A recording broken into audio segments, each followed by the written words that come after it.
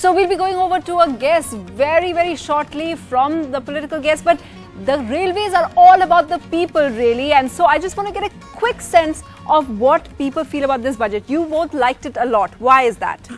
I think the budget is a fantastic idea. This budget is really fantastic because of the introduction of bullet trains, and so much importance is being placed on women's security issues.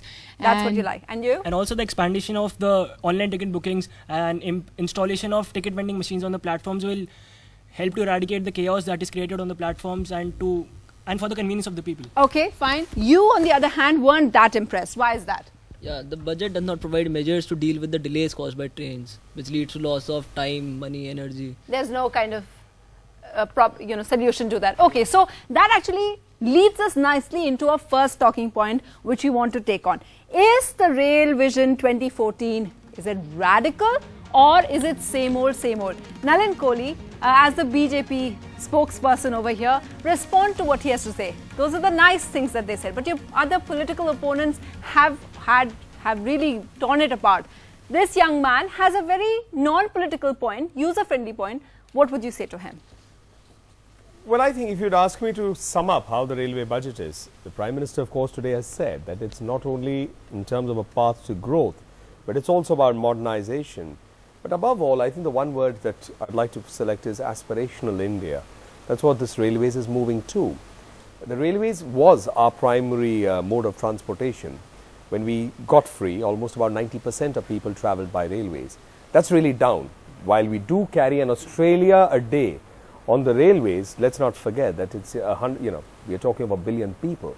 Yes. And this should be the primary thing. Second is, we need to just look at very briefly what the railways has come down to. 1951, we inherited about 54,000 kilometers of tracks. In the last almost 70 years, only about 11,000 kilometers have been added. That's about 164 kilometers a year. Yes. Just as a comparison, China has done about 15,000 in the last 7 years. Okay. So, we are talking about, so therefore, the point here is that it's a budget that's trying to give the big picture. And Why for a change, not look at it as isolated items put together. But why doesn't it, the huge problem of delays, the young man points out, why doesn't it address that? Well, I think efficiency is the solution. Okay. The budget cannot be it, and efficiency comes when you really look at the organization completely. You cannot eradicate these kind of problems, corruption through transparency and efficiency, delays, what you're talking about, that's about, again, efficiency. At the end of the day, it's efficiency, and if it's user-friendly, user-responsive, automatically delays will be a thing of the past. Okay, we're also joined by Dinesh Trivedi, former rail minister, who actually also, was for reforms. In fact, he lost his job over that. And Rajiv Sathap of the Congress. He joins us as well. Rajiv Sathap, first to you, I want to ask you, a colleague of yours, another Congress person, that's Mukesh Sharma. He was seen, those pictures if we can play out, stamping on the rail minister's nameplate. Now, is that any way to protest? We understand that you did, in Parliament, we didn't see many protests from the Congress, but is that any way to protest? Actually, I have not seen the pictures, but if it has happened, it is really unfortunate thing. But regarding rail budget, if you want my reaction on the rail budget, then it can be in only one line, and that is, today Modi government has declared that railway is on sale now. So the platforms are on sale, the railway is on sale, and the railway land is for the sale. So in coming 1 year, that will be either Adani Railway or Ambani Railway. Indian Railways names will be changed in come 1 year.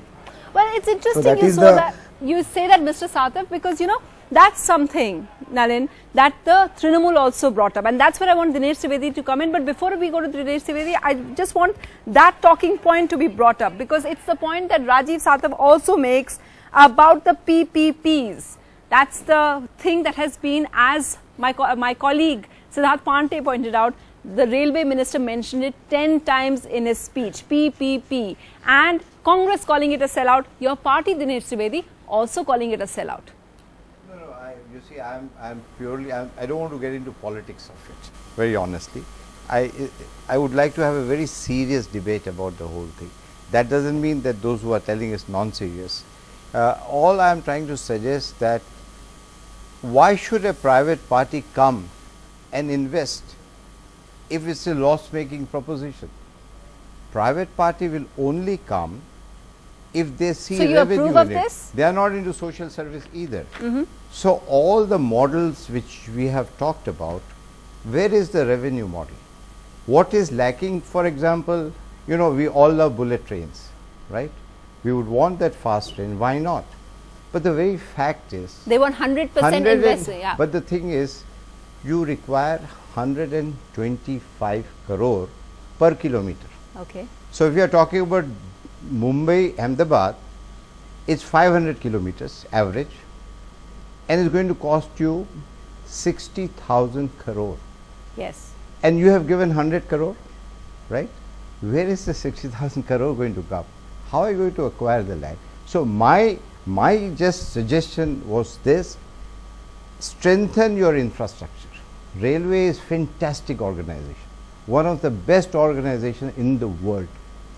Strengthen what you have. And it did make profits at one point of time. Yeah, actually, very honestly, if you look at China, this profit business, I just don't want to get involved into profit business, because at the end of the day, it's 100% government, and railway can add 2.5% to GDP. Okay. So let's talk about investment. So whatever you would do, you are going to invest into the railway system. Talk about China. Yeah. 160. Before you talk about China, I give you just this want figure. him to respond to that I point just give you that brought up. figure so Okay. he can respond Yeah. well. 116 billion US dollar China invests annually, as compared to 10 or 12 billion US dollar we invest. China is looking at investment so that the productivity is out of railway, which adds 2.5% to GDP. Right. Your food inflation, your competitive for the manufacturing of goods can all be addressed So you're if saying- you have efficient transportation system. So you require to invest, and there has to be a gross budgetary support. It cannot happen by increasing the fare or by increasing the freight. We have saturated that avenue totally. Believe me, we have. At the end of the day, maybe after 5 years, 10 years, railways will give back the revenue if you deploy that into stations. So not enough investment, you're saying? 30% you can get from the station, but it's going to take time. If you invest today, it's going to take you 5 years, 10 years for that return on investment to come. Okay. But government has to invest. You cannot expect the railways to generate their own profit and plow it back. It will never happen, and you always would be dragging the system. And the PPP is also not. PPP revenue kahan se milega? How will the guy earn?